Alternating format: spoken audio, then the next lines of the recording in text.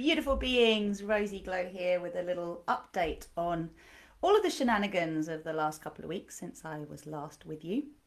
I've just come back. I've just come back from the Divine Feminine Leadership Retreat, which is the first retreat I've hosted in this way before.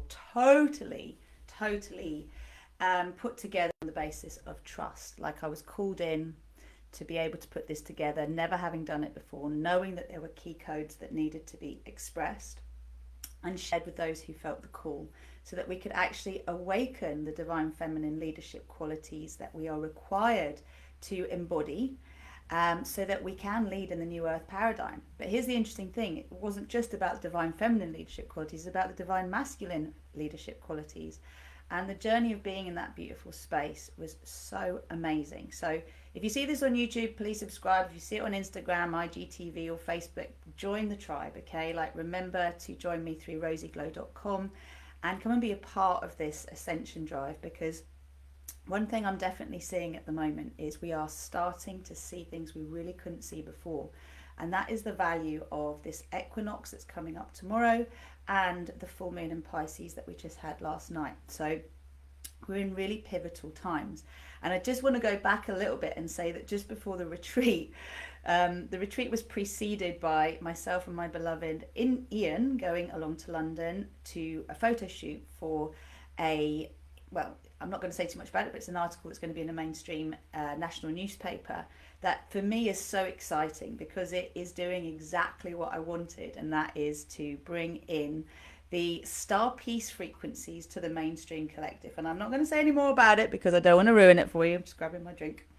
But it's epic. And what I discovered, when we went down there, we were met with a beautifully awake taxi driver who took us to the train station. Very interesting what he said, because ultimately there are a lot of people that are very aware that things are not making sense in the world at the moment, but it depends what you are tuning into. So we were on our way to the mainstream the mainstream newspaper, and then when we got to the photo shoot, I would just say to you, it was amazing. Hairdresser, photographers, makeup artists, all awake, right? All awake, all present and aware of the fact that there are different narratives. And it really gave me hope for the fact that people are really, really well positioned at the moment to awaken their starseed consciousness, and we will all be called to do it at the said time. And we have to trust when that time will be, because there is a pulling down of what needs to be pulled down first. The wounds that are already there, that we've been suppressing, that we've been hiding, have to come to the surface. And this is what relates so much to the Divine Feminine Leadership Retreat, the full moon that's just come, and the equinox. Because when you set forward on my path, there's always like, put your soul in control, get clear on your intention, align with being able to create the foundations to be able to meet that intention, and then know that any subconscious resistance is going to come up for you to then be able to work through, so that you can align fully with what you say you want. And obviously we surrender always what we desire to the highest good of all, and that way we know we're never going to be getting into ego power plays and getting lost again on our way back to unification, because that's what the equinox is about. So if we call forward divine feminine leadership qualities, we're going to have to look at those in relation to divine masculine qualities, and we're only really going to understand those in relation to the wounded aspects of the masculine and the feminine. And on this retreat, we were held by the divine masculine. We had 3 wonderful men: a beautiful cook, a beautiful masseur, and groundsman. He is one half of Lilo and Maria, who've set up the Enchanted Glade, and my beautiful Ian, who was there holding space and basically doing everything that needed to be done to support everyone else. And it allowed us as women to just be taken care of, so we could really drop into what we were there for, which was to receive the transmission codes that are the high frequencies, the frequencies of Magdalene and Lady Nada and the rainbow flame, so that we could integrate them, and as a result of bringing them in, become aware of what's in resistance within us.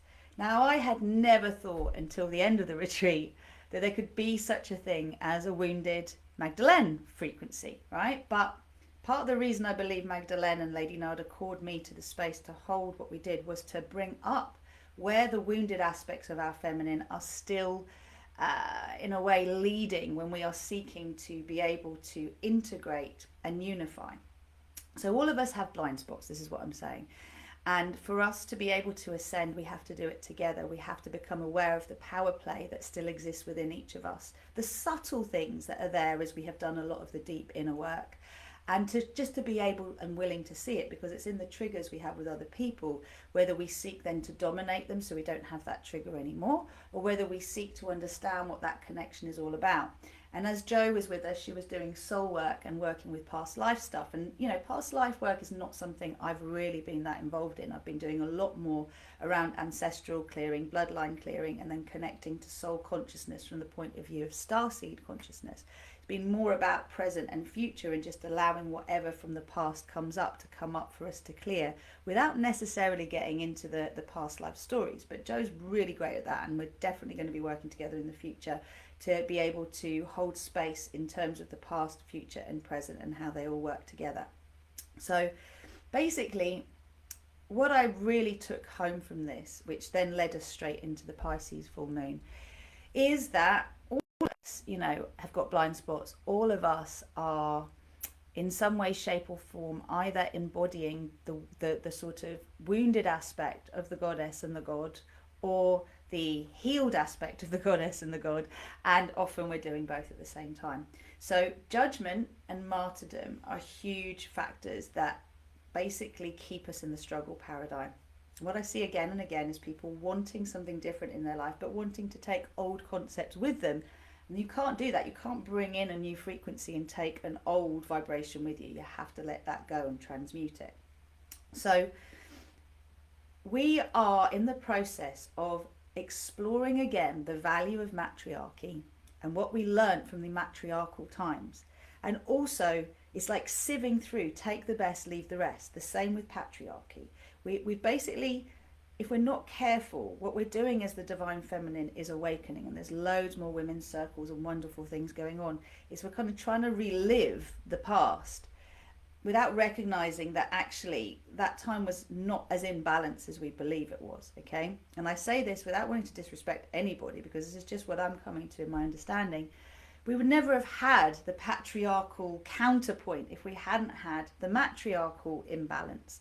And what I'm understanding is when women have been known to be in their power and revered, very often the masculine has felt disempowered, and the shadow of that is they end up being very complicit, compliant yes men, which is not in their authentic truth, right? No one can do that. In the same way that as we entered into the patriarchal paradigm, women's truth was suppressed. It was actually done in a more forcible way, but ultimately we had to also become yes women and basically just be the accompaniment to the main course, as it were. Now, we have to evolve beyond this, and that's what the equinox is all about. So in this full moon that we just had, this is the Pisces full moon. It's when all of the lessons of all of the different signs in the zodiac come up for a nice big clearing. Many people were having a tough time this weekend. Many people were finding old triggers coming to the surface, thinking, oh, I've done this. Why is this coming up again? And it's to show us where there are the remnants of the fine-tuning and blind spot discovery jewels. You know, what's still there that trips us up and makes us lose our way. And very commonly, you know, we're growing, and then we'll self-sabotage in equal measure, because we can see that we're growing, and holding compassion for ourselves as we see this is so important. So for me, the theme of the full moon yesterday, and I did hold a meditation and a yoga session. You can still purchase it and catch the replay, and I highly recommend you do before tomorrow's free event if you're going to join me for that, because we entered into for the first time perhaps the divine feminine womb of unconditional love.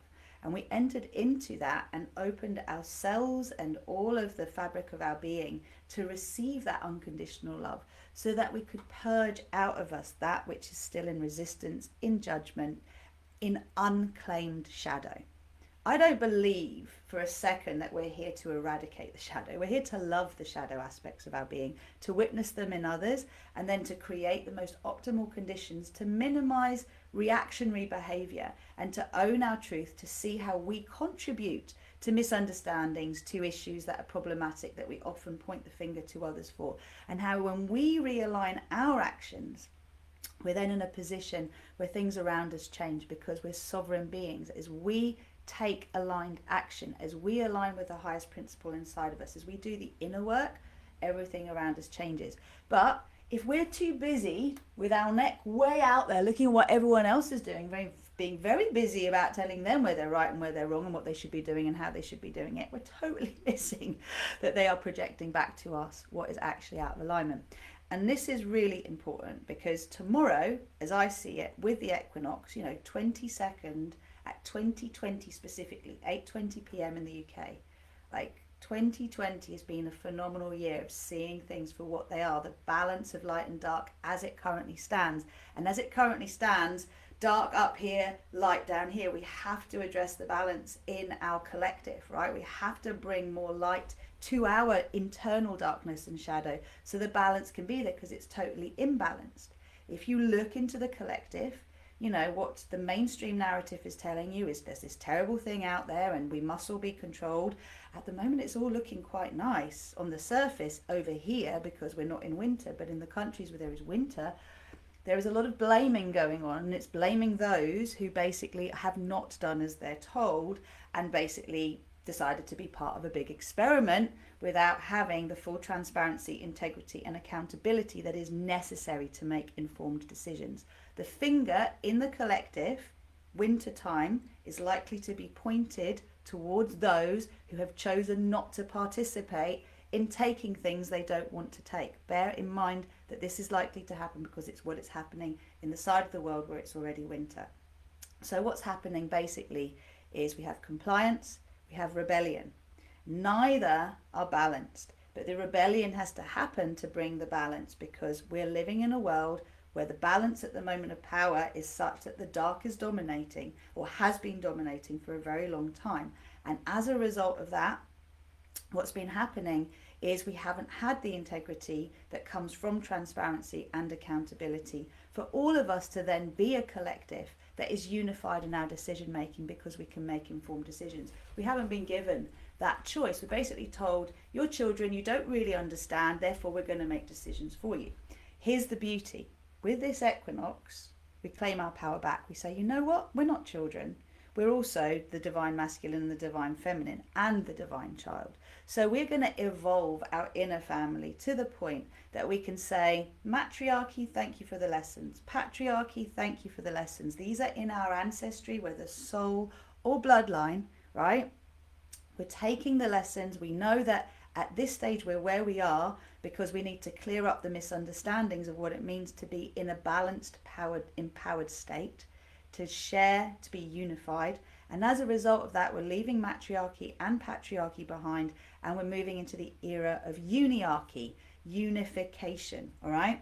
So let me see if I can describe this better for you all. Yesterday, we took I pulled some of Leslie's beautiful cards, and remember, these are on my website. If you want to purchase them, let me know. But we pulled some of these multidimensional cards to see, as I do in every one of my yoga classes, where we're at in the collective, so that we can actually receive the unconditional love that we say we want. The first card that we pulled, which is the heart of the matter, see if you can actually see this better, is the sort of despairing human wondering how to access the kingdom of heaven. The key's right above. There's loads of orbs around, which are light beings, basically saying, connect to your light. That kingdom is inside of you. That golden kingdom is inside of you. But the despair blocks us from being able to see that the divinity is inside of us, that we can actually go inward and activate it, and therefore then have a true connection with source and be led by our heart rather than our programmed state, which is the wounded aspect of our being, the struggle consciousness, which doesn't need to be running the show, doesn't need to be driving our car. So this golden temple, effectively, Jen McCarthy was just sharing something about this in her newsletter, which I was reading, and it's like, yeah, we are all here to seed these codes of our divine birthright, our divine legacy. We're here to be sovereign beings. We're here to learn how to co-create as the divine child who trusts in the Mother, Father, God, which is really difficult for us to do because we've had a lot of misunderstandings about the divine, including the fact that for a very, very long time, the feminine aspect of the divine was written out of every religion. You know, Magdalene was a harlot, and God was a man or masculine. And yet, you know, when we actually discover the history of what's in our cultures, and again, I'll refer back to Anne Baring and her work, and she sources other historians, ultimately in the, I think it's, I can't remember the name of it, but some ancient artifacts in Middle Europe, from what I understand, revealed that initially God was worshipped as both mother and father, as masculine and feminine. They reigned supreme together. And again, who's God? Well, let's just say yin yang, balance of masculine and feminine qualities. We have it there, right? So that kingdom's inside of us, not outside of us. The block to us recognizing this is the judgment that we hold, the trauma that we haven't processed, that makes it difficult for us to be unconditionally loving of ourselves, both the sweet smell of the rose and also the thorn, the prickly bits of us that get prickly when we're challenged. Okay, so that's the block. The here and now. So what we were doing through the co-creation meditation, through the energy healing, was basically to stop looking outside of us for the answer. Follow that golden thread right back into us. And that's what we're being called to do with this equinox, is to really drop in to ourselves, call in the divinity codes and anchor them into the earth. Because we know the power of sacred times. Equinoxes, solstices, they're very powerful. There are key times all around the world where the ley lines get activated, the crystalline grid gets activated. And those who don't want the balance of power to change, those who are quite happy with controlling through fear, through domination, don't want the balance of power to shift, right? So that there's equal balance of light and dark. No. They want to keep things as they are and keep people scared. So they're going to try and hijack every time the opportunities for us to bring more light and love to the planet. That's why we need so many of us to gather and really surrender to our divinity, basically, open to healing the wounds of the matriarchal and patriarchal storylines so that we can release them from our being. And we can fully, by release, I mean love them up, embrace, love them up, heal, no longer reject what we find difficult to accept, and therefore receive more of our divinity as a result. The outcomes were very, very interesting, okay? So being able to have a different conversation in the collective, there's the masculine and the feminine ready to have a different conversation beyond blaming each other, beyond trying to dominate each other in order to feel safe, right? It's like, well, what would happen if we shared power equally? What would happen if we really respected each other's strengths and weaknesses? What would we do then? And then this other card came up, which is about our relationship with time and rushing and, always trying to do better and never getting anywhere fast.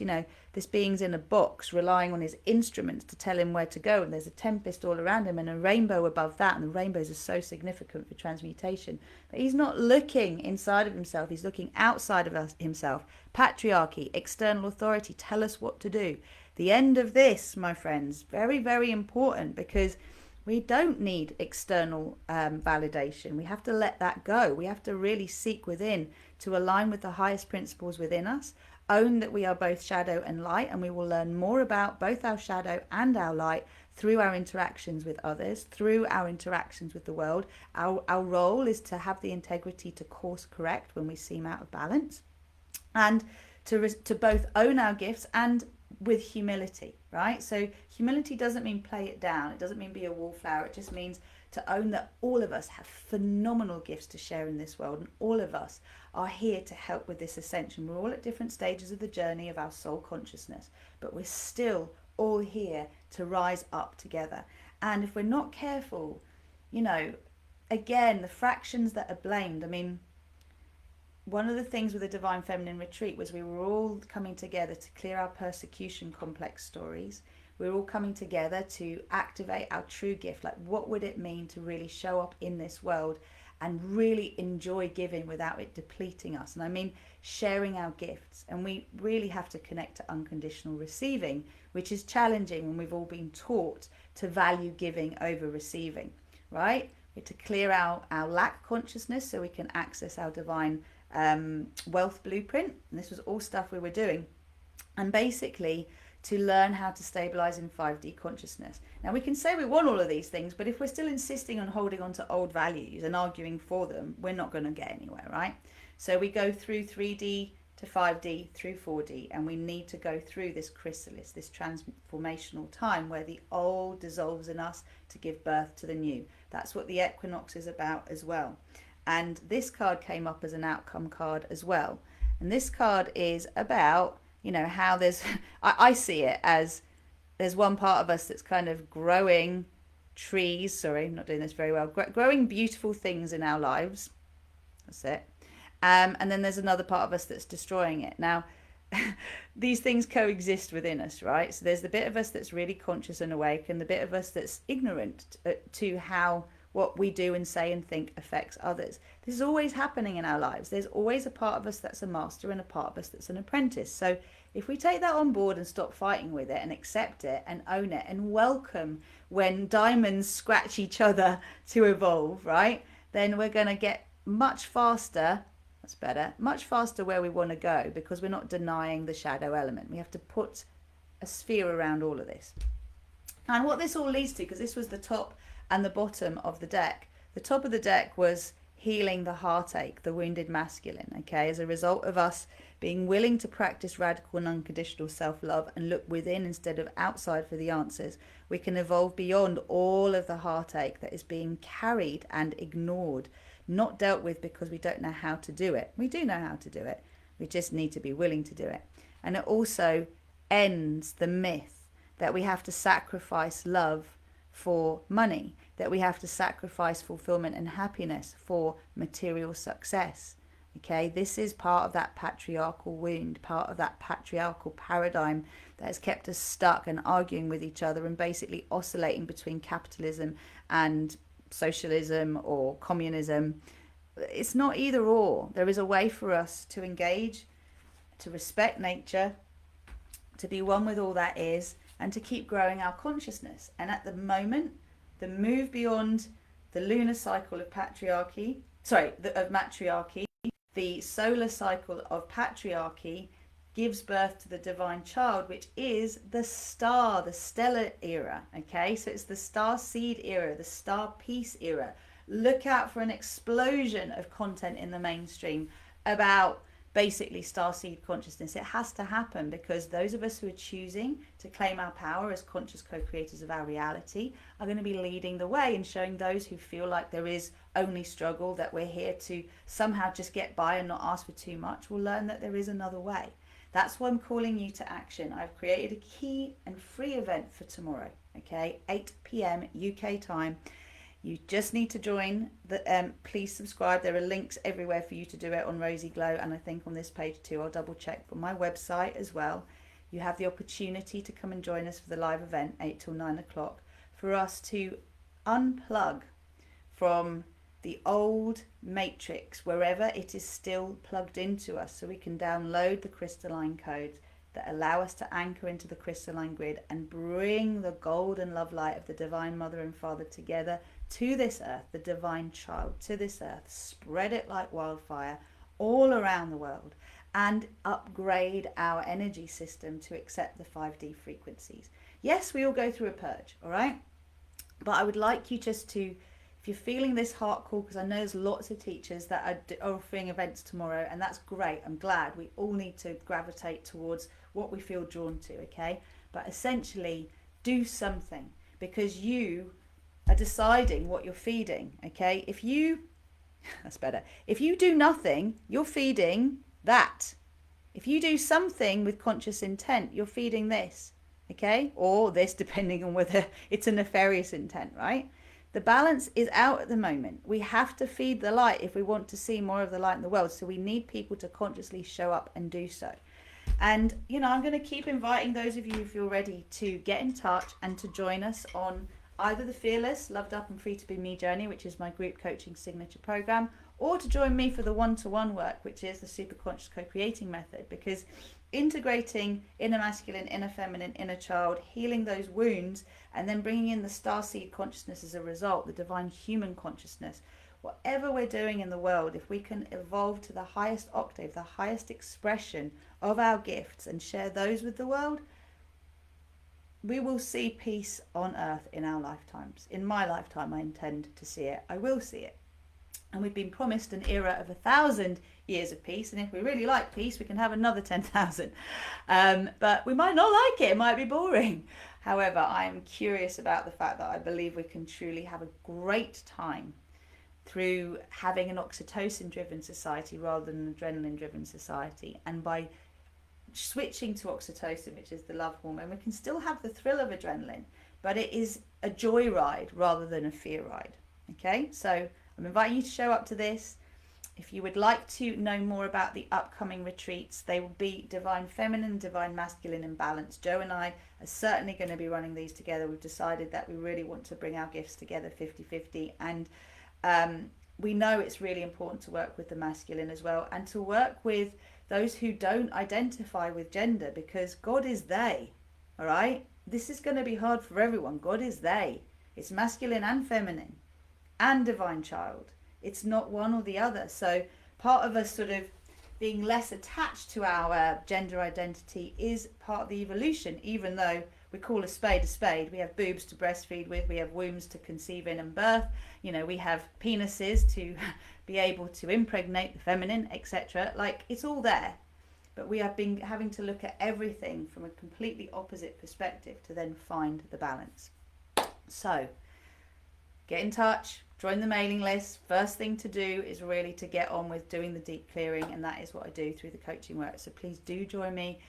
You know, everything you want is available to you. More money, more time, more love, more opportunities, more visibility, more energy, more health. But you have to line up with it, okay? Saying you want it and then doing something opposing ain't going to bring it in, all right? So we really, really need to make sure that everything is aligned, and that's what we're here to do. There are so many of us to support you. I love you lots, like jelly tots. Take care now. Join me tomorrow night, 8 o'clock. Remember to sign up ahead because the spaces are limited to 100, and we've already had 50, I think, bookings. So get in quick. Lots of love.